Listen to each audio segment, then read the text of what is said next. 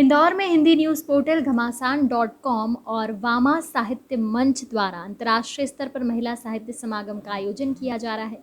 इस समागम में प्रवासी साहित्य के बीच सेतु विषय पर बोलते हुए शार्दुला नोगजा ने कहा कि प्रवासी साहित्यकार जब भारत के बारे में लिखते हैं तो क्या सचमुच उसमें भारत के संघर्ष उभर कर आते हैं।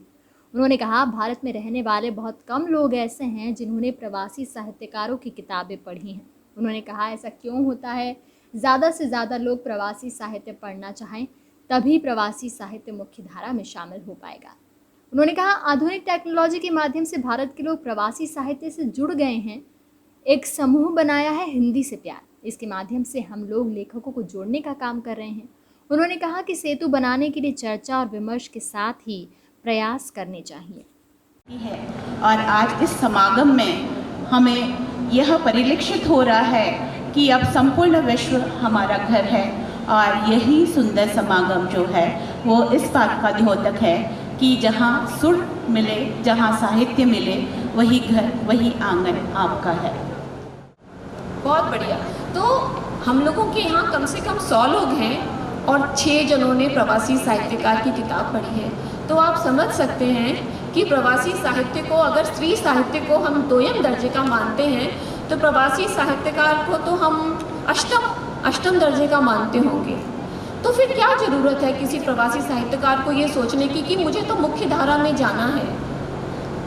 बात ये है कि एक और बहुत बड़ी, मुझे हमेशा जब प्रवासी साहित्य की बात होती है तो कहा जाता है कि प्रवासी साहित्य बहुत नॉस्टैल्जिया में भरा हुआ है।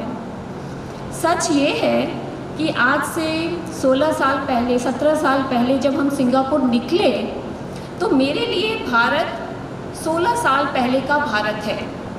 मैं वापस आती हूँ, मुझे 10 दिन के लिए वापस आती हूँ, मुझे केवल शुभ और सुंदर ही दिखता है। मुझे, हमारे लिए यहाँ की चुनौतियों को समझना, यहाँ के समाचारों को समझना उतना आसान नहीं है। तो जब प्रवासी साहित्य मुख्य धारा साहित्य की पूरी बात नहीं समझ सकता तो वो क्या करेगा? तो वो और जैसा प्रतिभा जी ने कहा कि जब आप विदेशी साहित्य पढ़ते हैं तो आप विदेशियों का लिखा हुआ साहित्य पढ़ते हैं। तो प्रवासी लेखक के सामने एक समस्या है कि जब वो लिखने बैठता है तो उसे 20 साल पहले का भारत समझ आता है, 20 साल पहले की सभ्यता संस्कृति समझ आती है।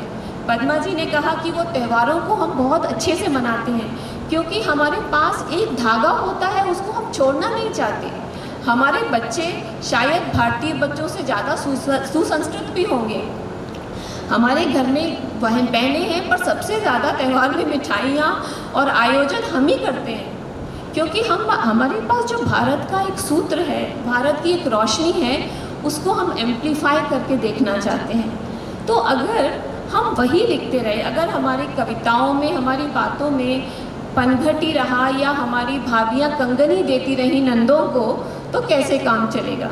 तो अगर हम मुख्य धारा में आने के लिए आपके करंट स्ट्रगल्स को, आपके करंट प्रॉब्लम्स को नहीं समझ सकते तो हम क्या करें? आज 6 हाथ उठे हैं, कल 50 हाथ कैसे उठेंगे?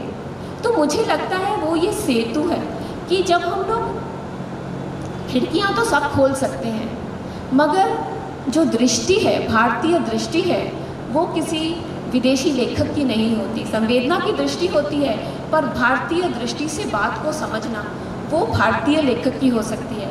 तो मुझे लगता है कि बहुत सा प्रवासी साहित्य आज अभी इस वक्त ऐसे लिखा जा रहा है जैसे लगता है कि किसी भारतीय ने लिख दिया हो।